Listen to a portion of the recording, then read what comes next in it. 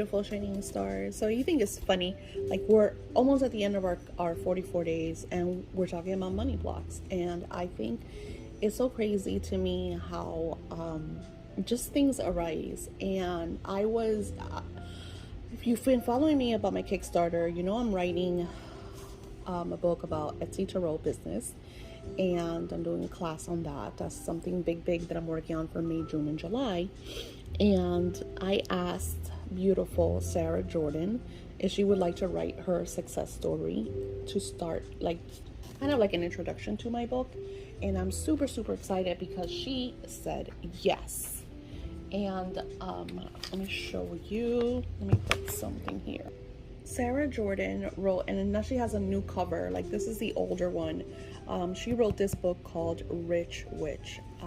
It's under Zelda Barons, which was her pen name.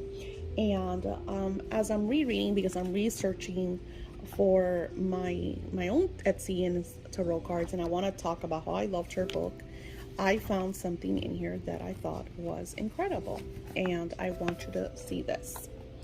Okay, obstacles can show up as self-sabotage, such as blowing all of your cash immediately or giving it all away. For example, you might want to raise your prices if you sell a service or product, but be too afraid to change your prices.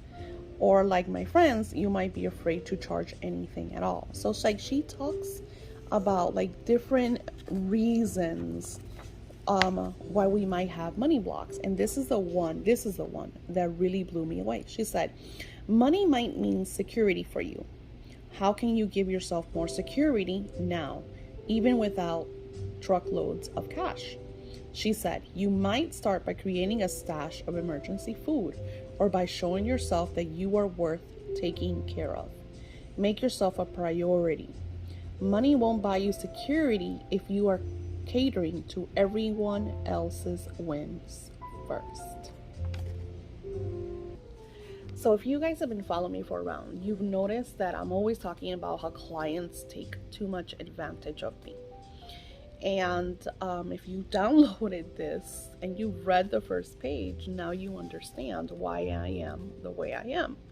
So with my story is, I grew up in a household which was very loving, don't get me wrong, but there was a lot of trauma. My dad was a drug addict and an alcoholic, and my mom was depressed and had mental disorders. I still to this day feel like she has some kind of like, I don't know, I can't even explain it, because the doctors just say that she's like just really depressed. Like, my mom's always been on nerve pills, you know, she takes teas just to calm herself, and she'll lash out for no reason, and paranoia. Like, there's a lot. So you're growing up with two really intense parents. So when they used to fight, it wasn't like a couple of screams or a couple of, you know, door slamming. It was crazy. Like, my dad was a violent, I don't think he ever hit my mom. I mean, who's to say, because I would get my brother. So we had huge rooms, you know, our house was huge yard. Our closets were walk-in closets.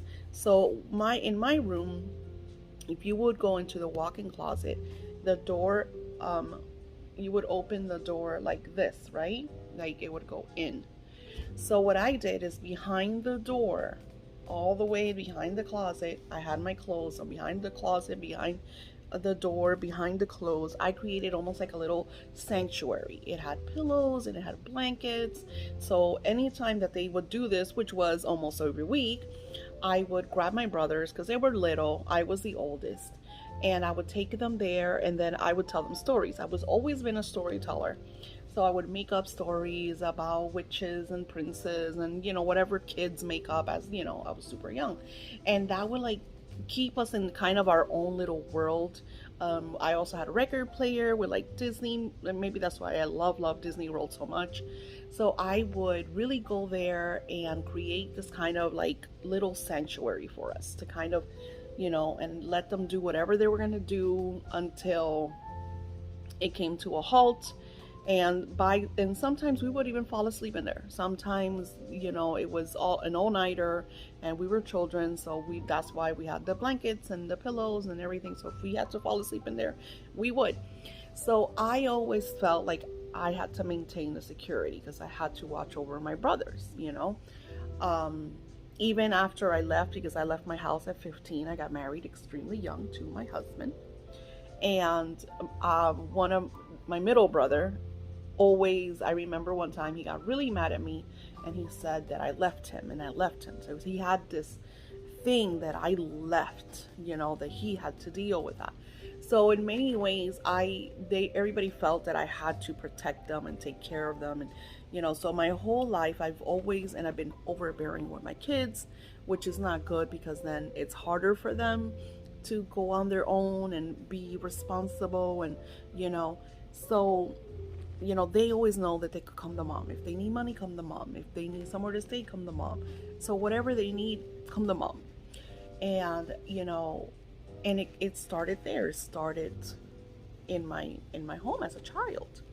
And my husband, we got married at 15. I didn't know how to cook. I think the only thing I used to make was Cuban coffee, but I learned how to cook for him. So it was almost like I was always a caregiver. And then on top of that, I was a caregiver. I was always looking for, especially I had my son at 17. I was like, the first Christmas. So I made sure that I had money to celebrate his first Christmas. So make sure that my son had that. Make sure that every year we were able to go to Disney. So, I did sometimes put pressure on my husband, but I always worked. I sometimes worked 2 jobs to make sure that I had what I needed to have, and not for me, which was super crazy, because it tells you there, make yourself a priority. And that was my issue. I never had made myself a priority. I always made everybody else a priority. And before, the excuses like, you're a mom, those are your kids, you have to take care of them. But then as you get older, it's like, well, when are you going to make yourself a priority?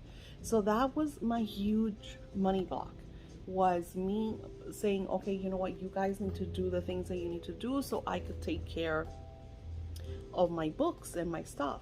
So then what happens? You become a magnet, as above, so below. So whatever you are, you attract. So what was I attracting? Very needy clients, melting in their lives, broke, that please help me, take care of me. They would buy a reading, and then I would do, my readings are amazing. So I would do a reading for them, $28, a fucking video reading. And even after that, they wanted more, can you ask this? Can you find out that? So then it took a long time for me to say, this is it, no more. And even then, I still have clients that email me every day, message me every day, and expect me to respond when they're not really paying for service for that, So I created a team, and Maria, my assistant, my house assistant, she's the one that does all that, My virtual assistant can't really reply to my clients because she doesn't work with them. So then in this printable, and let's look at it so you could understand what you're going to be doing. So here I share with you all of my blocks, and I don't share this so you could feel bad or pity. I share this with you because I'm a very personal person, and I want you to know that we all have crazy situations. We've all had childhood trauma. I've heard stories that'll make your skin crawl from clients of mine that I'm just like, oh my God. My stuff was like a walk in the park. So clearing your money blocks. What is your money block? If you feel it is security, share why.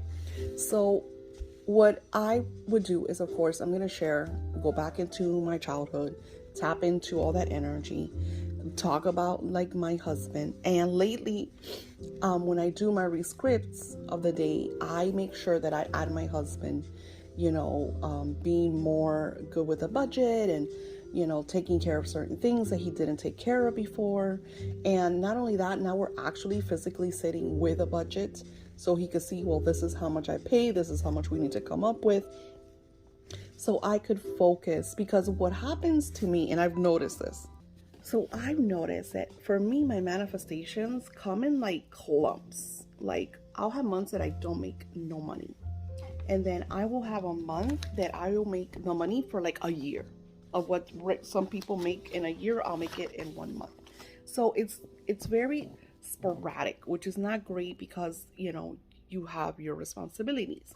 So that's why it was so painful for me when that stash that I go into, that this is the money that I'm gonna use if I have to buy stuff for my shop, or if I have to pay bills, or if I want to take the month off, and that will go into freedom, which is the next thing. So for you, if it's security, which is like similar to me, like if you've been the one that's always been kind of, but then it could also be reversed.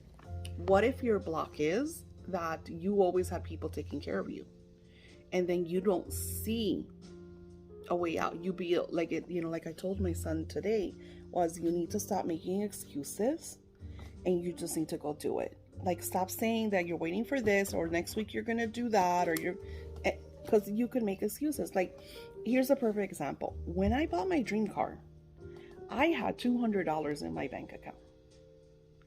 $200. And I said, I'm gonna buy me my car, because I'm no longer gonna be, because we had a rinky-dink car, and it was legal issues with it, and I was like, no. So I took those $200. I started researching online. My ex-brother-in-law called me. I miss him so much. And he's like, Daisy, I just bought a car for your brother through Drive Time. He's like, it's not the best, but it'll help you at least, and it just, everything synchronized. I've always wanted a Nissan Quest. This was in it was the last year that they made them. Anywho, I went online. Oh, I went to Drive Time, and I didn't like it. It was a bunch of sharks. Supposedly they don't get commissions, but they like wanted to stick. I was like, I had my idea. I want a minivan because, I pick up my granddaughters. I want to be able to go shopping with them and go to parks and just have a lot of fun. And I want to be thrown into a small car. I don't want that. So they're like, oh, why don't you, you want, this one has 2 rows, and it wasn't even a car I've ever heard of. And I look at the car and I was like, I don't like this. Oh, well, that's what we have. I was like, no, you guys have a web page of, I was like, you know what? Thank you. And I left. I was like so annoyed. So that day didn't pan out. And I got online the next day. I sat down, cleaned mine, because if a day is not working, I will say, give me a new one. And I will watch TV, or like I said before, and through this class, clear the clutter, call it off, go to bed.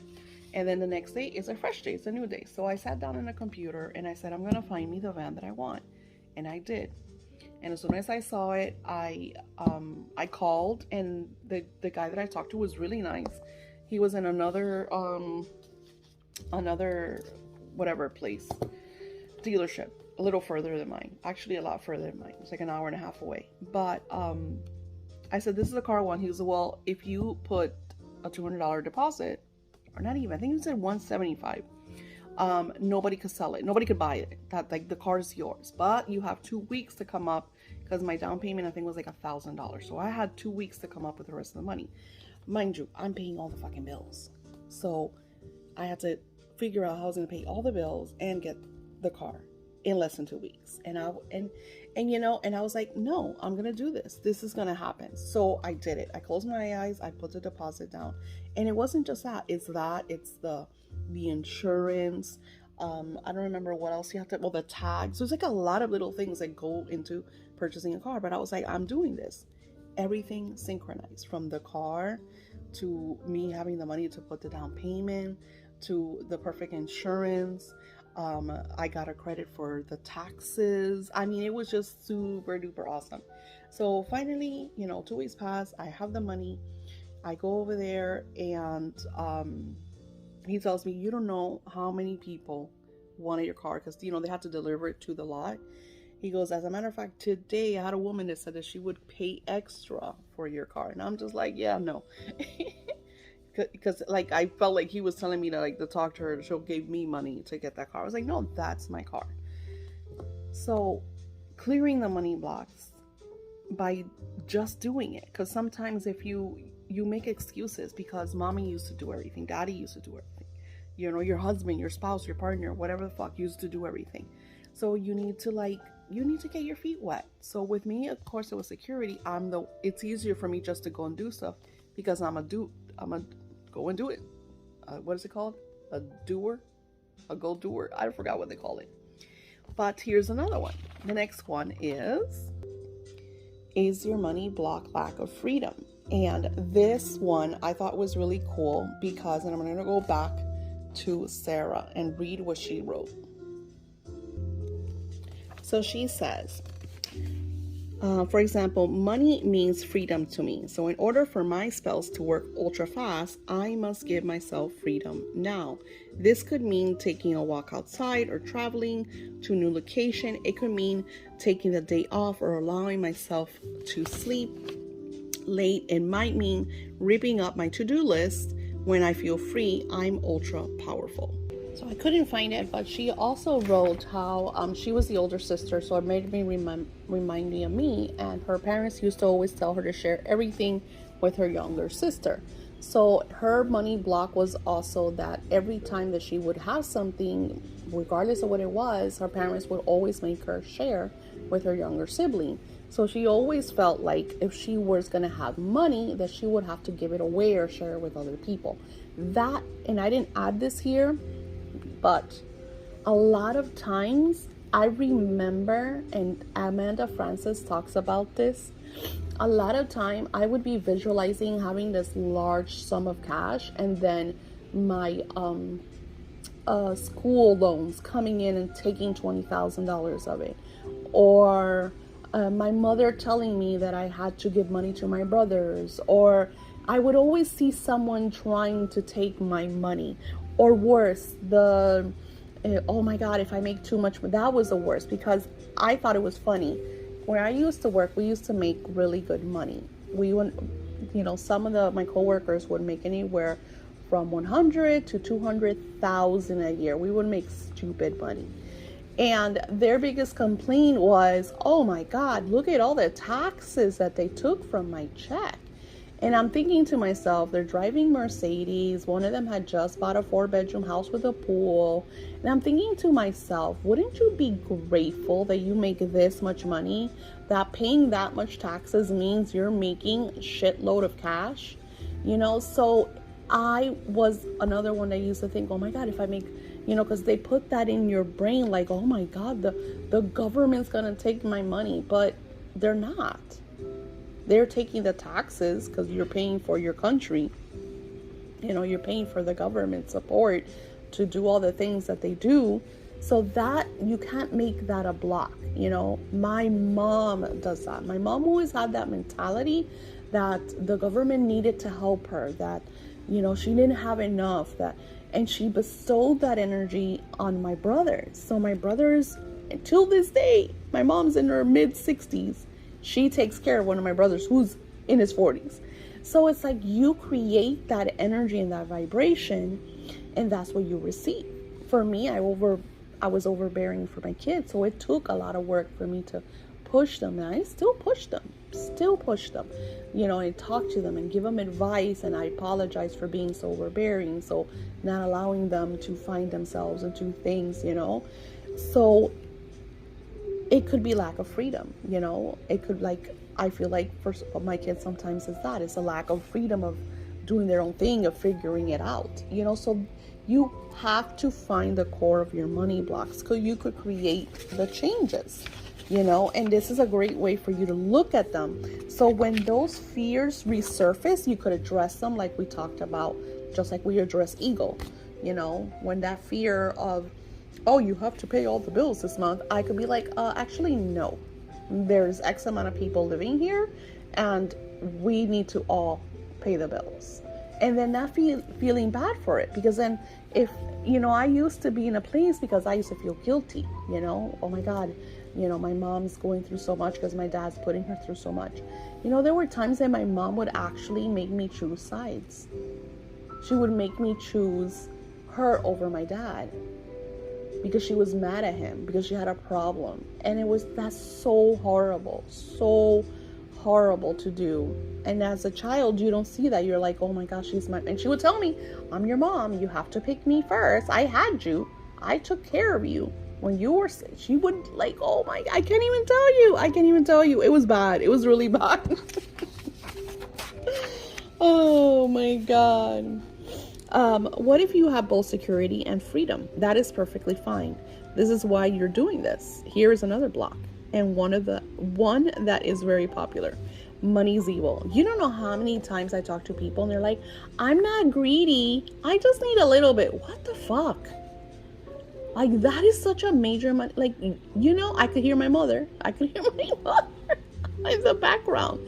It's like all of these. Tony Robbins talks about that. Tony Robbins says that his dad or stepdad, I don't even remember if it was his dad or his stepdad, he says that those rich people are evil and whatever, and they only care about themselves. I mean, it was just really like deteriorizing living because he was so angry. He says, I think it was his stepdad, and just listening to that, and they didn't have any food.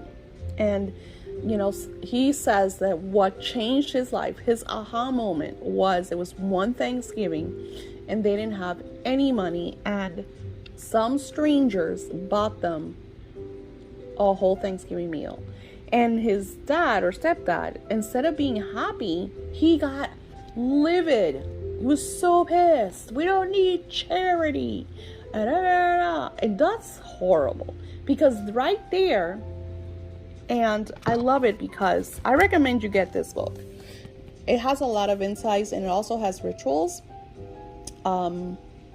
So it's really, really cool because you could pair some of my magic with some of her magic. So, and of course I'm going to share her with you because I absolutely adore her stuff.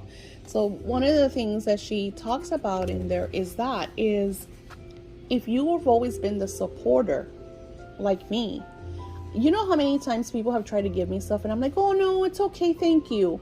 So I'm literally closing a door. So whenever somebody gives you a compliment or gives you something, you say yes, thank you, I appreciate that, and feel deserving on it. Don't feel guilty. And that was another thing that came with my security. I never bought myself stuff because I felt that if I would buy myself stuff, I was taking away from my brothers, that my parents couldn't buy it. And that, oh my God, the light was going to be cut, or oh my God, there's not enough food in the pantry. So I always have been a very minimalist, and I've always been simple. Like, I've never been materialistic, but it took me such a long time for me to start purchasing things for me to say, oh my God, I really love those shoes, let me get them. Oh my God, I think I need some new outfits for my videos. I'm going to go to Macy's. I got $500. Let's go shopping. Like, I wouldn't do that before. I would put the $500 away for bills or whatever, instead of saying, you know what, I worked my ass off. I made this large sum of money. Let me do something for me. That is such a positive, because if you want to live a wealthy lifestyle, and now, don't get me wrong, because I talk about this in Living Beyond Their Means. There is one thing in you only making $3,000 and spending $3,500, and you making $3,000 and spending $2,000. So you have $1,000 cushion. So, I have to have that Coach bag because that's going to make me look rich. But the truth is, I really can't afford it. So it's like you go up a notch. You can't afford Coach, get yourself Guess. Go to Macy's and get off-brands, find the sales, and you could have like really nice things, and I think I've said this before. When I used to work as a Head Start teacher, we did a lot of cleaning with alcohol, and I always had name brand clothes, really cute, because you have to dress professionally as a teacher. But I would buy these really cute outfits and they would get stained with Clorox, so I would have to throw them away, or a kid would fuck it up somehow. So I had to get rid of it. So it's like, You know, I remember our director used to dress super cute, and that time we had Burdines, we didn't have Macy's. And I remember that I was like, oh my God, everybody would say, oh my God, you dress so cute, where do you shop? She would say Burdines, you know? And I remember one time I was like, how do you afford it? Because we didn't get paid that much. Back then we were making $9 an hour, and that was like high end. And I remember she's like, girl, I'm going to take you where I go shopping. And we used to go shopping at Goodwill. We would go to the Goodwills in the nice lofty neighborhoods with the rich witches would have all their clothes that they didn't want. I remember that when my BFF came from Cuba, she got herself a decked out Coach purse that looked like nobody had touched it for $100. And then we found it on eBay. It was going for $1,000. And she's like, oh my God, I'm tempted to sell it. And she's like, no, I have $1,000 purse. Like, it was so cute. It was so funny. And I don't even think she spent $100 on it. So it's like, you feel wealthy where you're at. You create that wealth, you know? It's like, what makes you feel wealthy? And it doesn't mean that you have to go and spend money. That's the poverty mentality. The poverty mentality tells you gotta fake it till you make it. And, you know, they make $100, they spend $200, you know? How many songs, hip hop songs that we used to jam to about spending your rent money, or, you know, you spent your whole check at the club, and, you know, you hear about that. It's like, you're never gonna get out of the hole if you live in that lifestyle. So it's like crazy, but we create so many blocks. Okay. So here you're supposed to write a friend, a letter to your mother, your father, your friend, whoever caused the chaos. My mother-in-law, it's super funny because I used to blame her for like all my money blocks until I saw that security was a major issue. And hello, who created that? My mother. But my mother-in-law, her saying was, money makes money. If you don't have money, you'll never have money, because money makes money. And this is a woman that would make $25,000 a month, because she worked her ass off. She had her little clothes store in her house, and she expanded and got herself a business, and her business triumphed and triumphed and triumphed. But her mentality was, I'm not going to share that I have money, because then they're going to think I'm rich. And she was very wealthy. She was doing great. What ended up happening is that she screwed us all over, and she ended up losing everything. And now she's alone. But that was such a block, because that's all she would tell me. I don't have money. I can't get this. I can't do that. But yes, she was every week she would go to the salon and do her hair. I couldn't do my hair. I couldn't do my nails. If I would go buy something for myself, I would get frowned upon. That's why y'all don't have any money, because you're buying clothes, or you can't afford to do your nails, or you can't. So I always had to be a misfit. I kept talking, and I thought I was recording, and I wasn't. I guess in many ways I was venting to you all. So I'm going to tell you something as I'm doing this happened, and it is surreal. So I'm going to share with you, I've been writing my blocks, right? And then I'm going to share with you what I wrote, because you're not going to understand my sloppy writing. I write, today I let go of my husband's energy. Today my husband is not attached to me. Today he does his life, and I'm responsible for mine. Today I declare I'm not paying my husband's nothing. I will buy me what I want and what I deserve. Today I know I deserve to live a wealthy lifestyle. Today I am rich. Today I am full control. I don't know, I wrote that wrong. Maybe I meant today I am fully in control of my life. Today I'm rich. Today money flows to me. Today I declare that no one or nothing can stop me from controlling my life, my wealth, my prosperity. Today I am sharing my life and blessing my husband to be successful, my children, myself, my granddaughters. Today I am new, fresh, and ready for all new blessings. So I'm sharing this with you because as I'm writing this, a client just texts me that she's going to pay for my services in a big hefty price. I got chills because you don't know that sometimes your blocks, because we're creating our story in our mind, because even if we don't say it, we feel it. And sometimes I will talk about it, like with my daughter, I'll be like, oh my God, this happened or whatever. So the last couple of days, because I'm creating the Magic Wealth class, which is the one that comes after this, which I'm hoping that I'll have it, in May. Of course, you guys get it for $88.88. It's just surreal to me.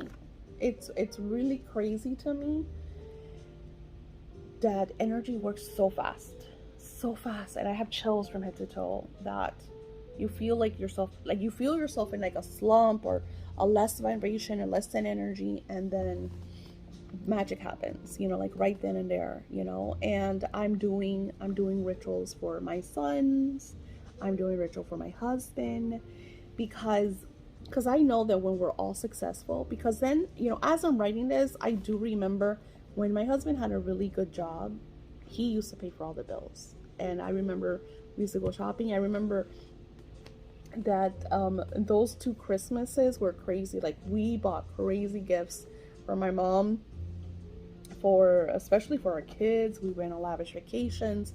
So it's like, it's not just looking at all the bad, it's also like looking at the good and wanting more of that and saying, hey, this is good, this is awesome, so it's like looking at all that, looking at all those things, and take your time with this, take your time and be very honest.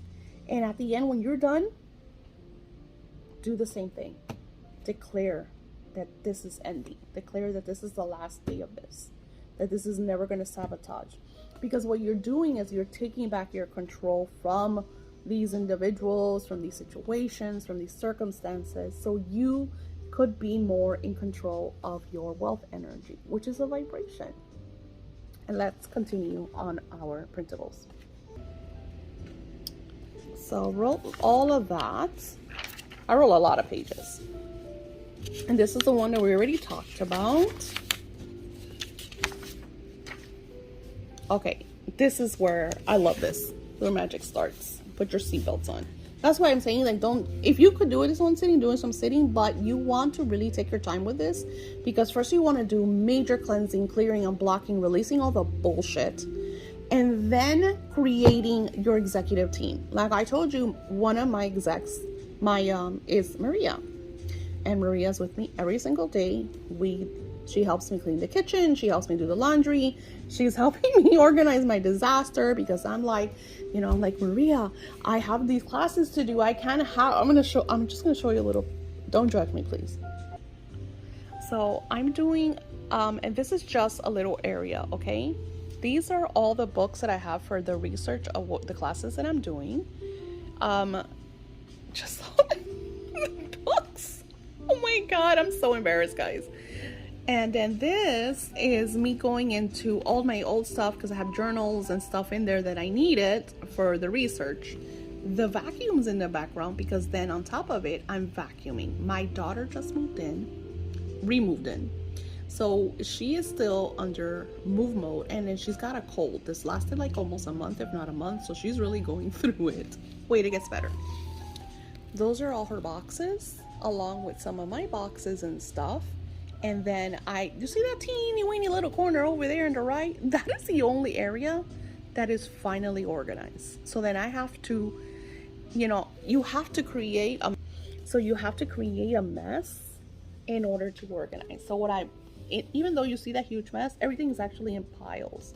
I have this pile for this, I have that pile for that, and then I'm just like kind of like going through every single box, and then I'm throwing a bunch of stuff away. And then I have a pile for donations, and I don't even think I'm gonna sell. Like, the stuff that I have for sale, I'm gonna put to the side to get to it. And you're not even seeing back there, because back here, this is like my husband's side gig, and then back there is See, I lost a track of time. What I'm talking about. So, like I was saying, like Maria helps me a lot. And what's gonna happen is one thing that I'm telling you, and another thing is when you do it. And especially that a lot of, I mean, I know that this is evergreen, but we're all women here, you know? So we know how it is to have household and going out to work and, you know, doing everything, because I think, you know, it's crazy to me, and I don't want to get too into the details. I don't want to get too into the details, and I want people to hate me because everybody gets canceled for talking about the whole transgender craziness that's going on.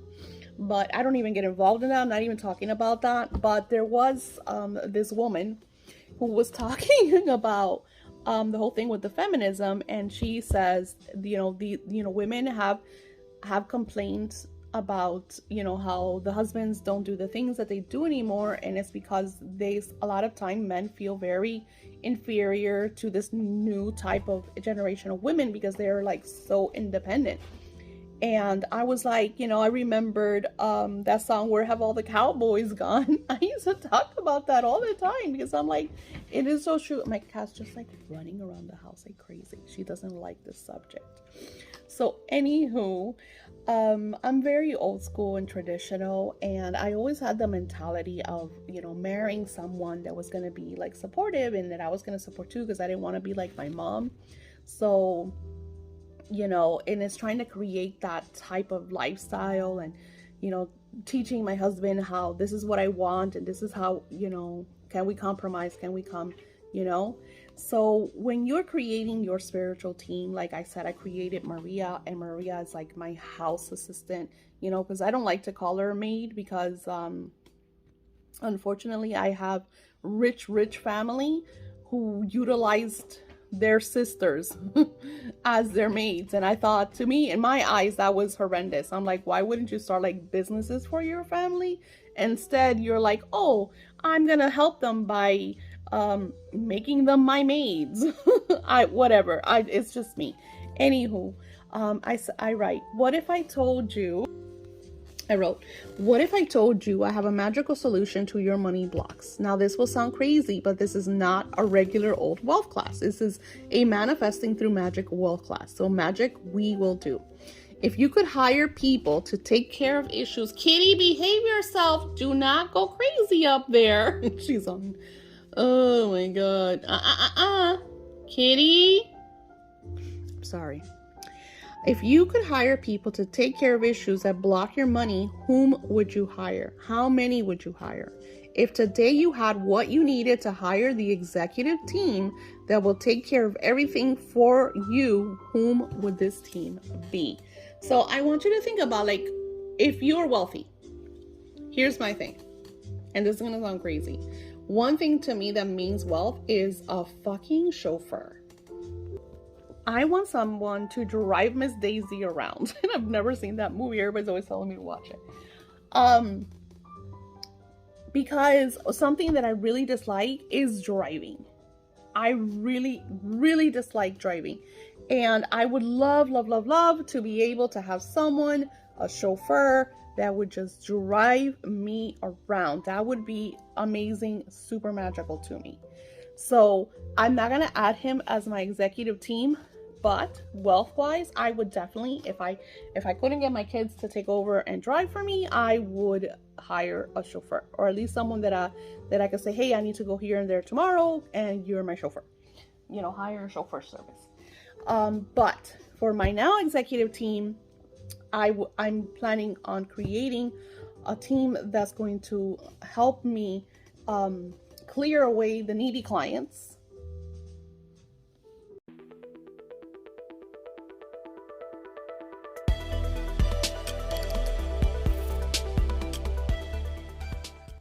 Hi, beautiful shining stars. So we are coming closer to the closing of our 44-day wealth class.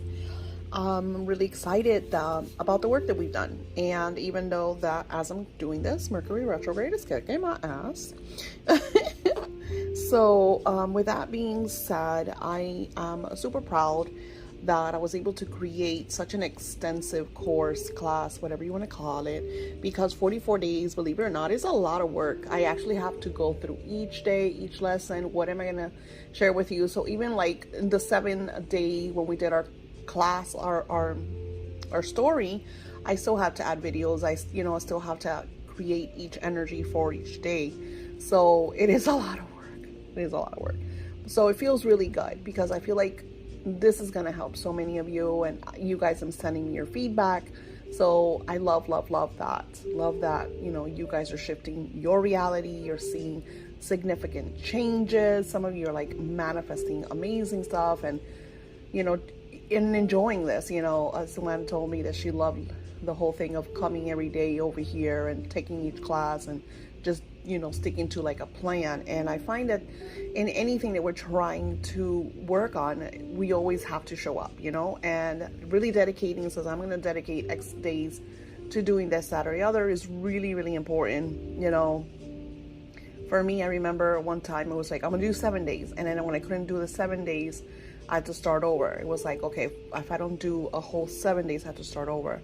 And then it was 21 days. And then you push yourself to like, okay, now I'm doing this every day. This is awesome. So I feel like we build these regimens. We kind of like dehypnotize the past. Like, today I was reading, and I'm going to add that to this class. It's like I come up with all this stuff because Spirit puts it right in front of me.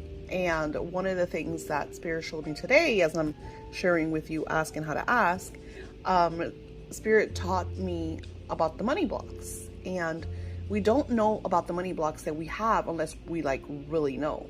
And some of the things that, we ask, well, what does money mean to you? And for me, it always means I could pay the bills, I could feel secure, right? But I never really like saw it that way. That a lot of my money blocks is because I always feel like I'm the responsible one for everything. So if I don't have the money, there's like a lot of stress over me because I don't feel like I could ask. So then the block, it's extended in a way that then I'm blocking the reception because it goes into my business. So then when I attract, look into how deep this is. Even in your attraction.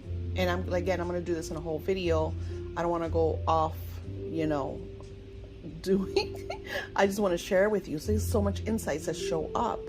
And I'm going to talk about the money blocks one. And I feel like you guys are going to see and witness. And like I said, just kind of like really clear that energy and vibration so you could tune in into your manifesting and finding a way to completely unblock the blocks. So in asking how to ask, I share with you about John 16:23-24. And the funny thing is, I even think I did a video on it. I'm so like out of it right now. Mercury retrograde really has me out.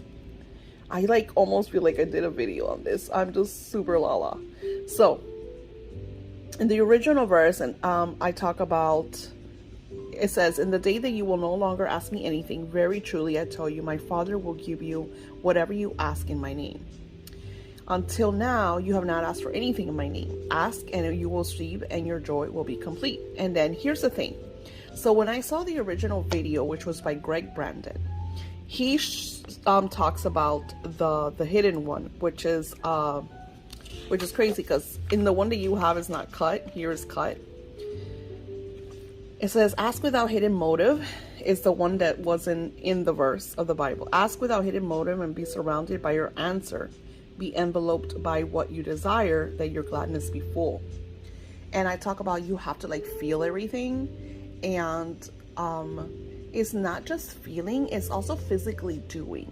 And when he says, when you look at the Bible, it says, ask in my name, I felt, and no one's really said this, but I felt working with the divine names of God, which I shared with you, the most powerful prosperity name, especially we're doing well.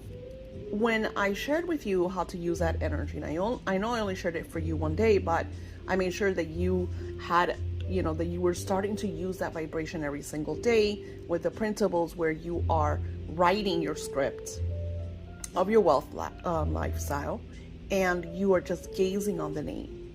So I feel like ask in my name, using the 72 names of God, and connecting as a feeling of what you desire by visualizing, by, expressing in gratitude. I like to read my letters out loud of what you desire and intend. So I feel like, it goes, there's like so much.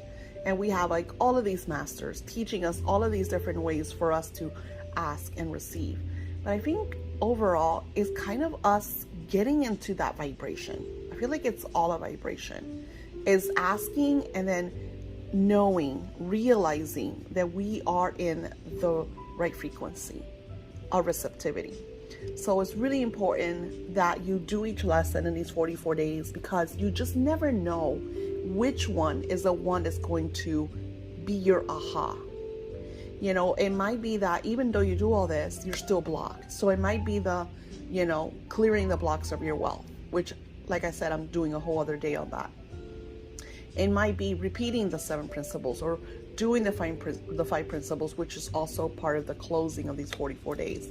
So I really feel that it's about you coming back to this class, which is yours for a whole year, and repeating it as many times as you need, starting over, setting new goals and new intentions, and really working out the plan. Because with repetitive energy, with determination, with, today, I was talking to my son, because he's like in this really rut energy, and he just seems to dig himself deeper and deeper. And mind you, here I am, I'm scripting for him, I'm blessing him, I'm doing the 72 names over him. But the truth is that he's the one that needs to get out of that mess.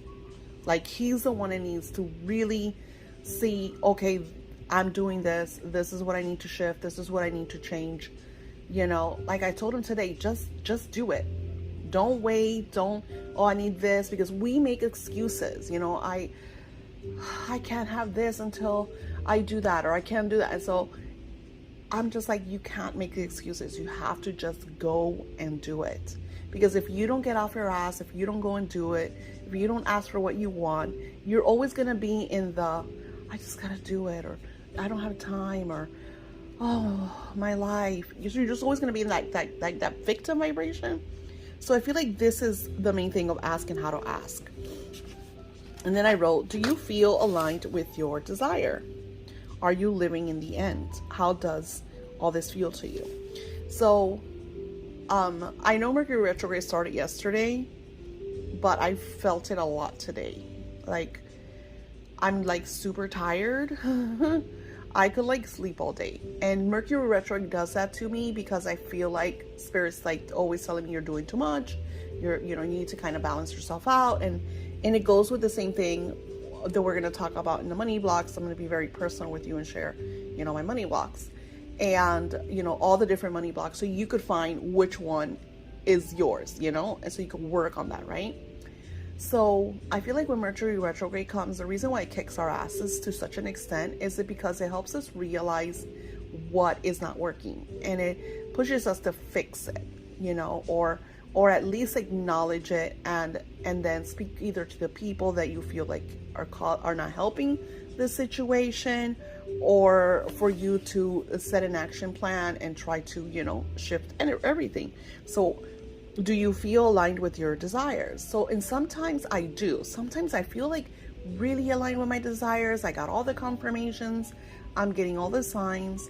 And then I'll have like other desires, and I'm just like, why am I so good at these intentions and these manifestations? And why am I not, what is going on with this? Is this because this is not part of my big plan? So I'll ask like a lot of questions, because the answers are always going to come, right? So it's really important to ask, and that this is what this assignment is about. So do you feel aligned with your desire? And you want to say, well, yes, I do, or no, I don't. And then ask, well, why does this happen to me? Why can't I have this? Because you're not saying that you're not getting it.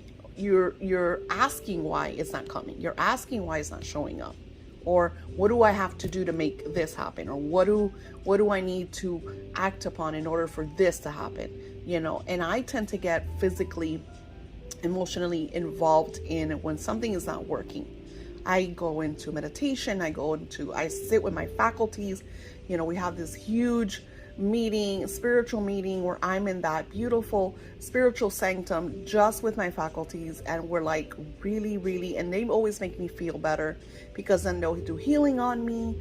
We just go into this whole different cosmic vibration where they'll like work over whatever I need to clear. Like today, I know that I need to meditate, that I need to cleanse the altars, and especially my altar, because since I'm feeling so drained, and I could blame it all on Mercury retrograde, but usually there's something, Mercury retrograde is just showing you something is off, because I've gone through other Mercury retrogrades and not felt anything.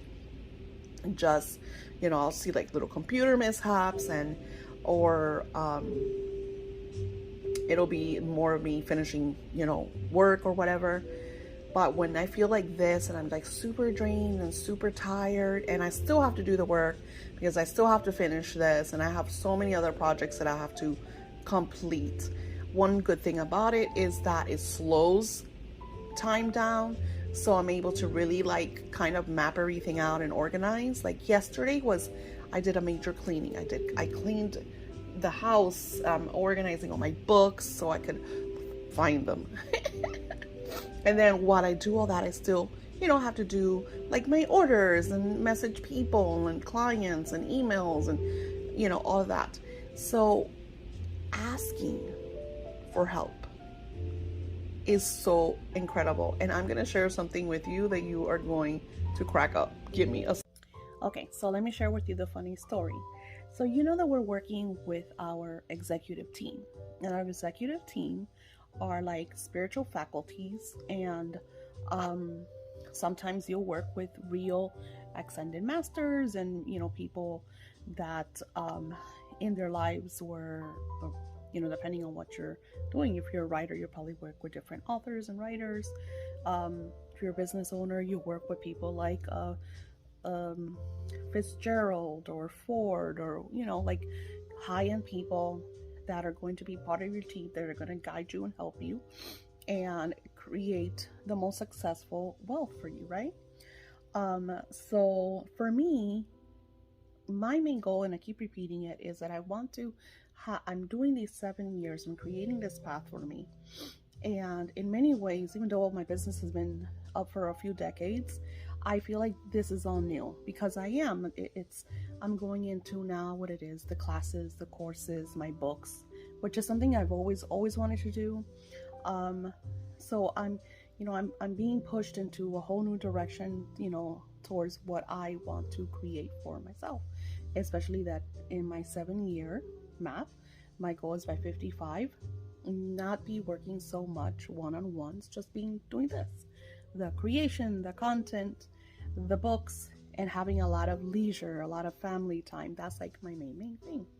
So right now I am a one woman, one assistant show, which I'm very grateful, but it's very hard, because having one assistant, she does certain things, but she can't do it all, because I have multiple Etsy shops, I have multiple businesses online, so she can't do it all. So with that being said, I'm also creating like what is it called, a spiritual team. And the way this happened was through one of my visualizations, living in the end, and creating that energy. If you saw the video that I created, I don't know if this is before or after, because I'm doing like so much. So I created a video with you where I talk about how to expand your energy out, so you could visualize the proper way, which is just yourself, but just expanding outwardly. So when I did that, I somehow, this beautiful assistant, my house person, and I called her my house assistant because she's running the household. She's doing the dishes, she's doing the laundry, she does all the cleaning. She really, really helps me, organizes my books. When my books come in that I need to like autograph and stuff like that, she's taking care of all that. That way I could focus on a lot of leisure, on me taking care of myself, exercising, eating better. And I called her Maria, which my son's ex-girlfriend was Maria, and she's really sweet. And I just felt like, I don't know why that name was like her name. When she introduced herself to me, she was Maria. She says, I am Maria. And the truth is, I don't even know her authenticity. I could describe her to the T. She lives, her kids are grown. I'm gonna guess she's probably close to her 60s, if not, she's in her 60s. And it's only her and her husband. So you see that I have this whole person. She cooks for me. She helps me season the food for when we have barbecues and grills, and I make sure that I take care of her. Sometimes I'll give her days off that I pay her. I always give her little extra bonuses. She eats in my house. She has a little room in my house for when we do like late night events, and she has to stay over so she doesn't have to drive home. So it's like I really take care of her, and she is so good to me, and we're always sharing gratitude with each other. So if you think as I'm describing her that I'm describing an actual person, and she is very much so an actual person to me. And I always go back in when Julia talks about when she was writing her blog, Julia blog, and she used to cook. It was 365 days, 500, and I don't know how many recipes of Julia Childs, The Art of French Cooking. She says that she would have conversations with Julia Childs. And so, and this is going to go more into detail in the money vlogs. The reason why I share this with you is because today's energy is about asking. And when we ask, things show up.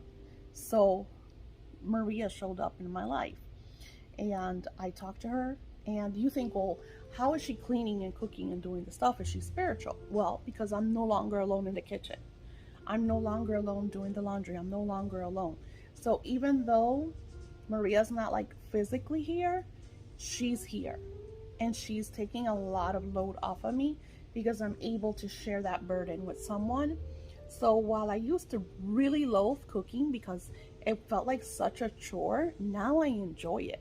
I enjoy cooking. I go into the kitchen and I speak to Maria, and I will turn on a podcast and we'll exchange ideas and recipes. And she's like, you should try cooking this tomorrow.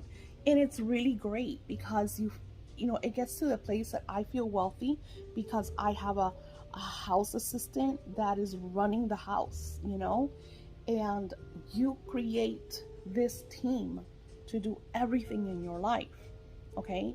The whole thing is I'm pushing that energy out because I want to get to a place where I actually have a house person that does all of this, because if I'm going to be book touring and traveling, because from the looks of it, I'm going to start traveling soon, and I need someone. And it's super funny because I told my husband I might have to go to Egypt or wherever the heck, and I said, are you going to be okay, because I want to take my cousin with me. And he's like, that's fine, as long as dinner's cooked, I don't care. I mean, he was joking because he knows like he's got to cook for himself, but I think it's just it kind of created this, I have to do the cooking, right? So finding that someone that does that stuff for me makes me feel good, because I can't change my husband. If that man is 50 fucking years old, he's never going to change. So either I leave him or I work around the energy, right? So it's like you have to, instead of complaining like I used to complain about cooking and doing things and blaming this and blaming that, you have to find your middle ground, your compromise, because you want to create a lifestyle where you're happy, and if you're unhappy with your husband, then by God, leave him. I'm not unhappy with my husband. It's not even about that. It's more because we're all gonna have flaws. So if you're gonna have a little thing like my husband likes me to cook, and it does get tedious, like there's days I just want to beat him with a rolling pin. If like that's like your thing, you know what I'm saying? There's never gonna be perfection. You're always gonna have issues. You're always gonna, so it's one thing if you're unhappy in a marriage, and it's another thing if there's flaws. Like I know I have a million flaws. Come on. So let's get real. So by asking, when I did this, because I did this, now I remember that I actually did a whole section of this. Maybe I even did a whole video about this. You are going to get crazy answers. You're going to get crazy answers. And my answer was Maria. And now, and when I go into the money blocks, which is what we're doing next, maybe not right after this one, you are going to notice that we're going to create, which we already started when I talked about the power of two, in the freebie, that is really important if you create your executive team. So I wrote on the next page, can you change anything to feel more real? Maria feels very real to me. I talk to her, I see her, I could describe her to the T. I've had dinner with her and her husband. If so, what would that be and how would you go about it? You know, it sounds silly, and I'm sure if I told this to a psychiatrist, they would put me on some hardcore drugs, right? She's talking to somebody that's not real. But actually having spiritual friends, even though they're your imagination, but they're there for you and they guide you and they talk to you and they help you, is actually very healthy because it keeps you in a happy place, you know? That's why people speak to their plants and their animals, because they want to express their feelings and their emotions in a very positive manner.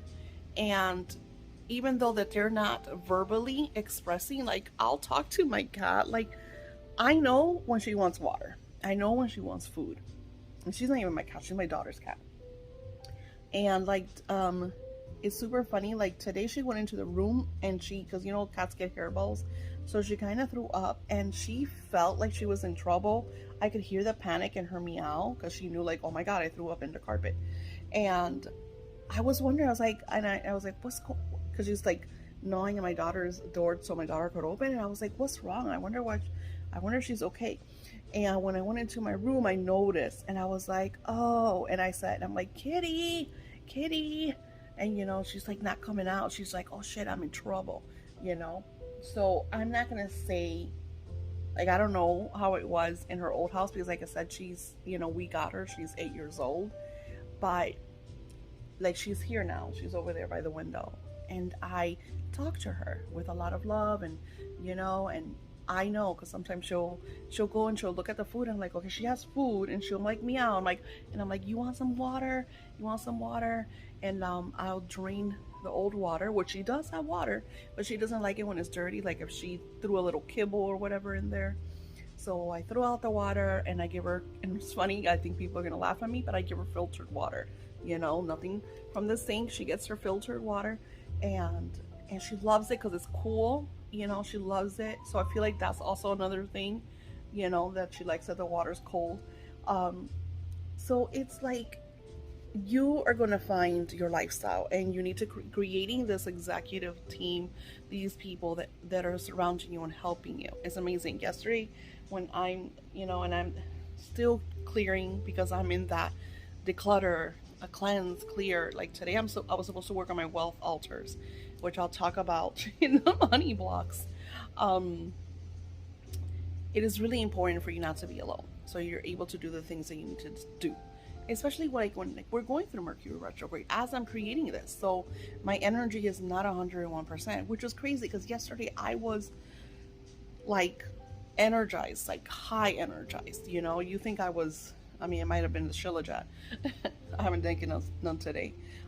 It could have been that. So whatever the case scenario is it is okay to ask, and asking is so important because you just never know the answer to come to you.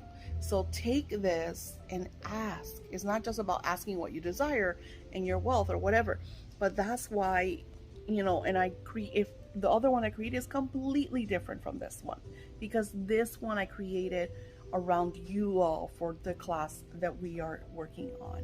And I hope this brought a lot of insight to how powerful it is when we ask, because the answers are going to show up. They're going to show up. I'll see you in the next video. Namaste.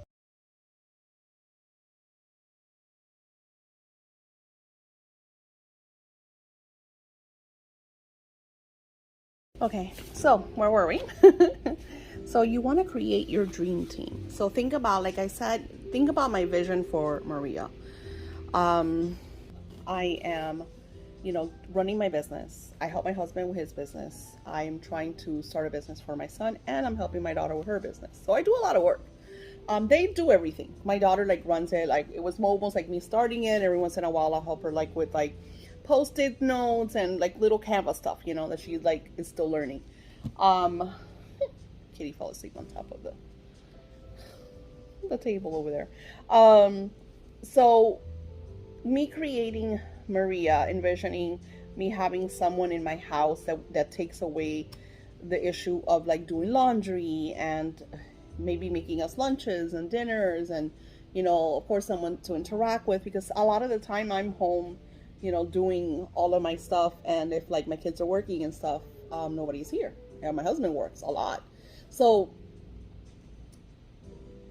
I feel like she kind of showed up in my life. The truth is, I didn't even remember how Maria came about. It's just she was I think in one of my visions, my when I do my visualizations that I showed you in one of the days of how to expand yourself into the spiritual self and create the surrounding, living in the end type energy. So think about, and you can start with one person. I just started with Maria. I didn't know that Spirit was actually helping me create my spiritual team that's going to run everything, take a lot of burden away from me. So, take your time with this. Take your time with the unblocking, because you saw where mine went. Was radical. I started sharing, the story of my childhood and the story, and then I started writing and writing. I mean, I have pages, I had to get more pages, even though we have this printable. I had to print more just to share my story. And then not only that, I always tell when you do a release to burn and stuff, but now when you're doing shadow work and unblocking, because there's times that you need to do this more than once. How many times have I forgiven and let go of my mother-in-law, and then something will happen and I'll be reminded, and then I go through that energy again. So it's so as I was doing this, it was really cool as I'm declaring, and I feel better. I feel more energized. I was in a huge slump today. I feel better. I feel more energized because it's, I got that confirmation that I have a client that's messaged me, found me, looked for me. So it feels good because you're okay, you're doing the work, you're getting, because I get all these confirmations, getting confirmation, and then it's just oh my God, and then we start to worry, and worry comes, worry is always going to try to, because of the same thing, what is my block? Security. So that energy is always going to surface itself and try to hinder me, because I'm thinking, oh my gosh, what's coming? I want to spend time with my grandchildren. I want to have, I want to do this, that, and the other. I have plans. I have goals. I have things that I want to do with them, So a lot goes into what I create. And, I had to finish all of my work before, Spirit's I don't want you to touch anything else until you finish this. You need to finish this. Okay. And then it's not just finishing this, because then I have to promote this class, because this is not a one-time thing class, because that's another thing that my spiritual team has showed me, that I can do all this work for one time, and then I'm just jumping to the next thing and jumping to the next thing and jumping to the next thing. But that's not the case. This class took a lot of time and effort and energy and everything, and it's good because I'm noticing crazy manifestations in my life. I'm noticing epiphanies, unblockings. Look at what I went through today. That was incredible. And I know you guys are too, because you message me and tell me this. I read your answers, so it's whoa. So yeah, take your time with these lessons. Go back, revisit, redo, When Helen Hansel asked Joseph Murphy, Dr. Joseph Murphy, she said to him, Dr. Murphy, I don't understand. Your books are all the same. They're all great books, but you repeat the same stories. I don't understand. And he said, well, Miss Hansel, it's just sometimes you need, they need to hear it 100 times before they actually get it. And it's so true. And I share this over and over. You don't know how many times I listened to Abdullah's messages, which I shared with you in this class. I heard that today. And it brought me into my energy of like, okay, I'm looking at the clutter that I shared here with you, but I see it as in a positive. So instead of seeing like overwhelming, like I had seen it a week ago because the boxes all came in. She sent all these boxes over, boxes were coming in. The UPS guy wanted to kill us. It was like, oh my God, where do we start? So it's like, okay, you got to start. And I started, I started in the corner. I cleared the corner. I vacuumed it. I revamped everything, and then as I'm doing this, I also saw something really cool for one of my sons that I'm not even telling him about. I'm just going to do it for him, see where it goes, and just kind of surprise him with the whole thing. So that was something that as I'm doing this, Spirit shared with me, because I'm successful and I'm great at sharing success with others, and I'm the best master intender. Like the reason people pay me thousands of dollars to work with me a year is because they know that their life is gonna shift and change, so they know that it's worth for them to get those X amount of money to work with me. And it feels great. It feels great. Right now I'm doing something crazy. She got one major promotion and one major manifestation, and we're working on something else. And I already intended, I'm like, she's got this, and it just feels so good to me. So good to me when my clients are like, I did it, Daisy. I did it. And I'm like, that's right, you did it. It's done. It was done a month and a half ago. It was done 6 months ago, but it's easier for me to do that for my clients than sometimes for myself. Great for my children. So much easier. And then when it comes to me, I have to melt on pages. And that's why I share this with you. I'm sorry that these videos are all 100 hours. A lot of content, right? So work on this stuff and take your time. Allow yourself to go through the emotions, the anger. You're going to get angry. You're going to get sad. A lot of emotions are going to come up because you're going to see situations that just, people are just assholes sometimes, like, why would you do that? And, when I look at it, and I repeat it a lot, but when I look at why my mother-in-law did what she did, it was very selfish.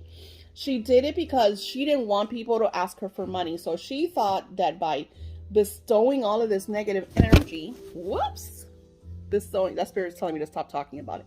By bestowing that negative energy, that would make her somehow people not ask her for money. So she did it. So if I'm looking at her, I'm coming outside with the situation of being personally in there, and I'm looking at it from the outside, I understand why she did it. So it's easier for me to forgive her because I understand she didn't do it to be evil. She didn't do it to think that she was going to fuck up her son's life. She did it to kind of secure herself because she did raise her children as a single mom. It's so much easier when we kind of like go into that spiritual realm where we see them through the eye of unconditional love. And we see them as people with situations that, my mom was raised by 3 old ladies because her mom abandoned her. My mom never met her father because her father was a military man that got, and this is crazy, like this is crazy stuff. He got my mom's pregnant, my grandmother that passed away about almost a decade ago. Pregnant, she was only 14 years old. And her, because I think my great grandmother wasn't her mom, she was her aunt. She was her aunt because her mom had passed away. So my great grandmother took her in and she became a daughter, but she was actually her aunt. So when she got pregnant, they took my mom. They didn't take her we're taking her. They kind of took the burden away because she was 14. Think about, I had my son young, but I've always had the motherly mindset. I always wanted to have children. So even being a teenage mom, I never saw myself that way. I was always very, and it comes a lot because why does that come? Because I had the responsibility for my brothers. I was their caregiver. I was the one that kind of kept them safe, right? So there's a lot that goes into why I was so mature at such a young age, because I never had a chance to be a real child, you know. So anywho, take your time with this work. And when you come face to face with the people, the causes, the situations, after you let go of the anger and you write everything, write it all, your feelings, how are you feeling, write it all. Once you do that, then forgive them, you know, because I like I say, I forgive my mother-in-law all the time. And I see her, and then when we go visit her, I'm very loving, very caring. You know, we always buy her lunch or dinner or whatever. We always take her gifts, and I'm very nice, you know. And if my husband decides tomorrow, hey, we need to take my mom in because she's too old, I will take her in. That will not be a problem, you know, because it's different. She's living with me. She's in my home. She's under my rules. And I don't hold grudges. I've never been the type to hold grudges or to hate or anything like that. My mom always tells me that, you know, that I'm just different. But I still hurt. I still go through stuff. So see what you're going through, allow it. And then once you're done, pick your team. Pick the team that's going to take away the weight that you have, you know? And my team right now, they're helping me clean this house. My team right now is helping me clean this out. And not only that, then I'm like, tell my kids, hey, I need you guys to throw out the garbage for me. Or, hey, can you guys do the dishes for me? You know? So then they become Maria's helpers. You understand what I'm saying? So it's like Maria gives me the authority and the voice to be like, hey, I need you guys to do this or that and the other. And I also get a lot of help when my husband's days off, because he'll do, like, I'll do the laundry, and then he'll go and, if I have laundry, he'll like organize everything. Like, he's so good. I suck at organizing, but he's so good. Like, his folding and stuff is just, it's surreal. Like, I tell him, you should start like a organizing business. It's like very in right now. So anywho, thank you all for watching and your support and your love. And I'm sad to see this come to its close soon, but I'm happy because I know this bring a lot of blessings to you, and we're always growing and always expanding and always moving forward and always learning. And that's what the most important thing we have in our lives is: time and wisdom. Namaste.